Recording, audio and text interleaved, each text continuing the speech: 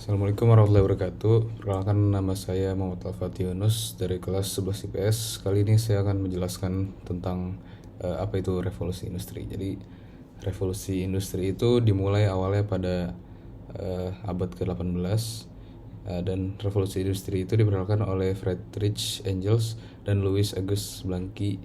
Perubahan itu terjadi karena adanya peralihan tenaga kerja yang terjadi di Inggris, yang awalnya menggunakan tenaga manusia dan juga hewan, tapi diubah menjadi tenaga mesin karena pada saat itu sudah ditemukan.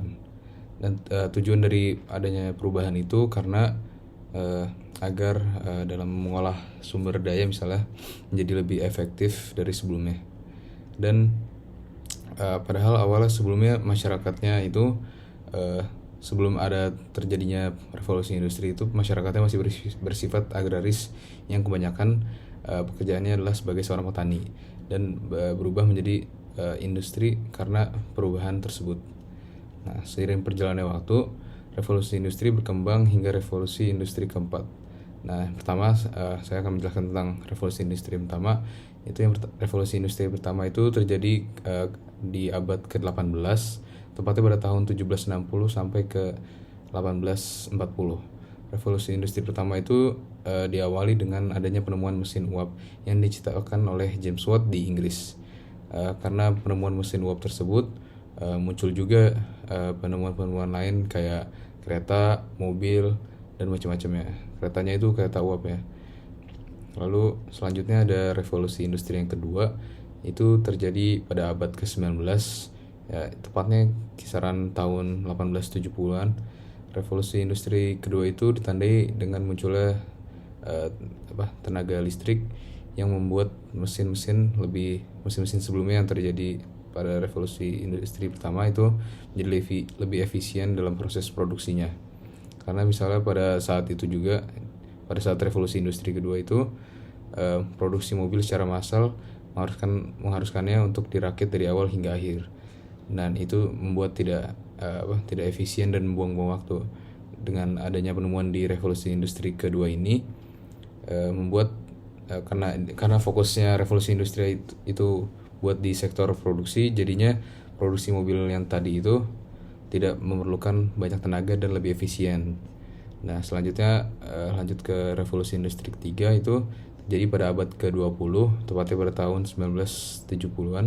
Itu ditandai dengan munculnya komputer dan software dan segala macamnya. Nah, dengan adanya penemuan ini, perlahan-lahan manusia akan semakin berkurang kinerjanya dan penggunaannya, karena bisa digantikan dengan mesin pintar itu. Kenapa memang manusia bisa digantikan? Karena bisa dilihat karena pada saat itu misalnya mengirim dokumen atau membuat laporan keuangan sudah digantikan dengan komputer tadi. Nah, lanjut ke revolusi industri keempat yang terakhir, yaitu dimana terjadinya pada tahun 2011 hingga sekarang. Bahkan revolusi industri keempat itu ditandai dengan munculnya internet.